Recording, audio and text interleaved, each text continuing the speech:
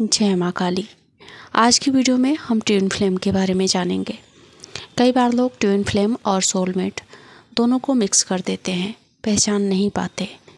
कई बार अपने सोलमेट को ही ट्विन फ्लेम मान लेते हैं। पर ट्विन फ्लेम आखिर होता क्या है? ट्विन फ्लेम का पूर्ण सत्य क्या है? अगर मैं ट्विन फ्लेम को सरल भाषा में समझाने की कोशिश करूं, तो श्री कृष्ण राधा से बेहतर उदाहरण कोई नहीं। श्री राधा रानी और श्री कृष्ण दोनों ही ट्विन फ्लेम थे। और ये मैं क्यों कह रही हूँ, इसका प्रमाण है। राधा और कृष्ण का मिलन कभी नहीं हुआ।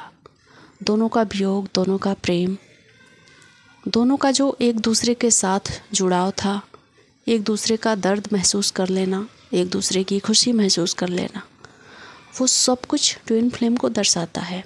और इस बात को प्रमाणित करने के लिए हमें समुद्र मंथन की कथा याद आती है, जब श्री नारायण ने विश्व मोहिनी स्वरूप को धारण किया था। विश्व मोहिनी स्वरूप को देखकर सभी देवी देवता मोहित हो गए थे, भगवान शिव भी मोहित हो गए थे। लेकिन एक देव थे जो कि सूर्य नारायण, वो उन्हें यानी कि जो विश्व मोहिनी स्वरूप था भगवान नारायण का, उन्होंने उस समय अपनी बेटी की कल्पना की थी।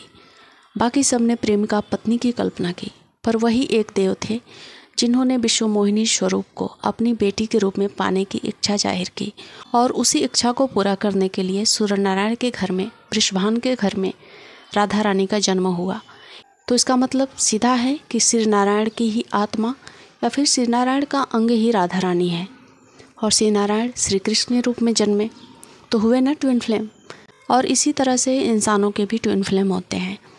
यानी कि जब परमात्मा के दरबार में हमारे कर्मों का हिसाब किताब होता है, तो कई बार कुछ आत्माएं अपने आप को विभाजित करने का फैसला लेती हैं।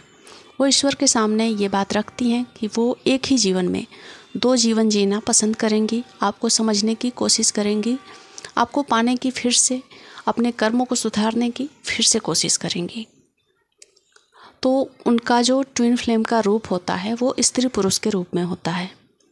एक भ्रम और समाज में है कि जो ट्विन फ्लेम होते हैं वो पुरुष पुरुष हो सकते हैं या फिर स्त्री स्त्री हो सकती है, पर ऐसा नहीं है। ट्विन फ्लेम हमेशा एक, यानी कि आत्मा का जब 2 टुकड़ा होता है तो एक स्त्री बनती है और एक पुरुष बनता है। ये पूर्णतः सत्य है। तो जब भी कोई ट्विन फ्लेम आपस में टकराता है तो उस समय उसे आभास होता है कि वो व्यक्ति या फिर वो स्त्री उसका ही शरीर का हिस्सा है, उसकी आत्मा का हिस्सा है, पहले मुलाकात में ही। लेकिन ये बात भी सत्य है कि वो ट्विन फ्लेम कभी मिलते नहीं हैं, कभी एक साथ जीवन नहीं जीते हैं। वो हमेशा अलग अलग जीवन ही जीते हैं। उनमें प्यार होता है, तड़प होती है, सब कुछ होता है, पर उनके साथ रहने से, उनके साथ जुड़े रहने से या फिर उनके मिलने से उनके जीवन में आध्यात्मिक बदलाव जरूर होता है।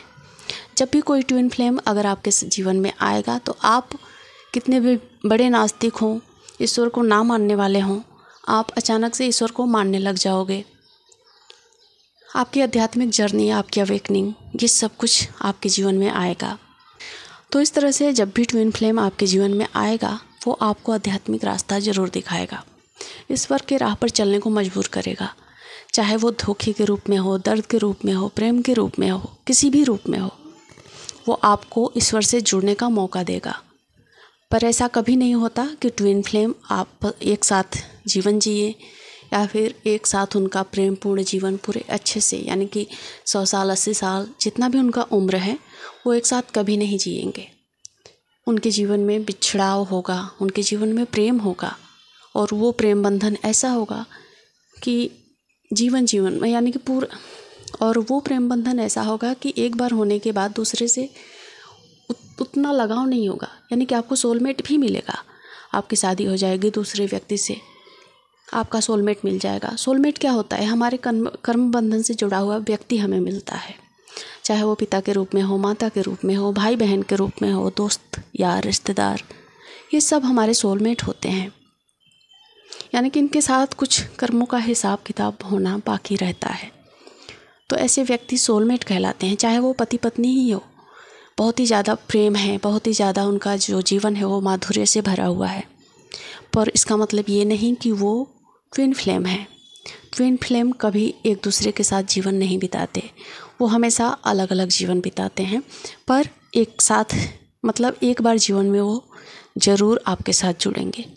अगर आपको भी ट्विन फ्लेम की ये जो पूरी सच्चाई है समझ में आ गई हो, या फिर कोई भी सवाल आपके मन में हो, तो मुझे कमेंट ज़रूर करिएगा आप। और भी ऐसी अध्यात्म से जुड़ी वीडियो देखने के लिए चैनल को सब्सक्राइब भी ज़रूर करें। जय माँ काली।